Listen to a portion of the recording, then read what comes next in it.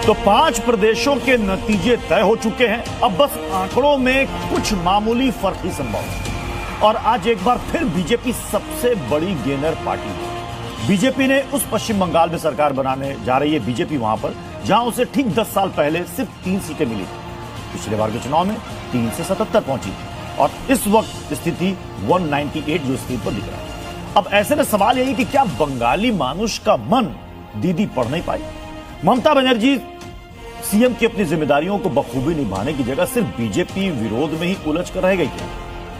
बंगाल को लेकर एक और सवाल है कि क्या 14 दिन में गृह मंत्री अमित शाह ने बंगाल में डेरा डालकर और अचूक रणनीति बनाकर नतीजे तय कर दिए? चर्चा असम की भी करनी जरूरी है क्योंकि यहां बीजेपी ने हैट्रिक लगाई है। तो सवाल आज यही है कि आक्रामक हेमंता की क्या कोई काट कांग्रेस के पास नहीं थी? हेमंता ने अपने नैरेटिव बनाए, कांग्रेस को उसी पिच पर ले गए और क्या फिर माध्य में उसका दक्षिण में चले मिल गया है।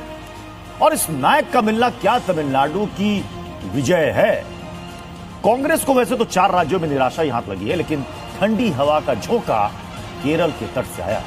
तो क्या माना जाए कि केरल में कांग्रेस को कंसोलेशन प्राइज मिल गया है कि बाकी स्टेट में आप लूज कर गए क्योंकि वहां पाने को कुछ था भी नहीं, लेकिन एक स्टेट केरल में आपने अच्छा परफॉर्म किया। हमारे साथ एक बड़ा पैनल है, इसी को समझने की कोशिश करेंगे, लेकिन उससे पहले एक छोटी सी रिपोर्ट आपको दिखाते हैं।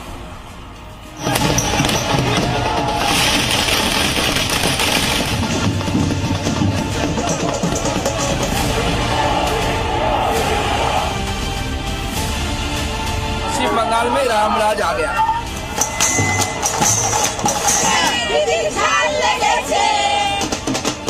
सरकार तो बीजेपी भागुआ पूरा इन तृणमूल सरकार का सिस्टम पैनिक में चला गया। बंगाल का मानुष को बधाई दूंगा जो टीएमसी को लूटने वाला को अच्छा जवाब।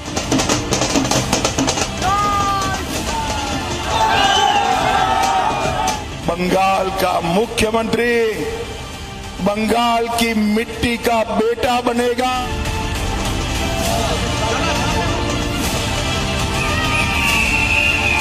जिन्होंने जो मतदारों ने वेस्ट बंगाल के जो सपने अपनी आंखों में बोए थे, ये जीत उनकी है।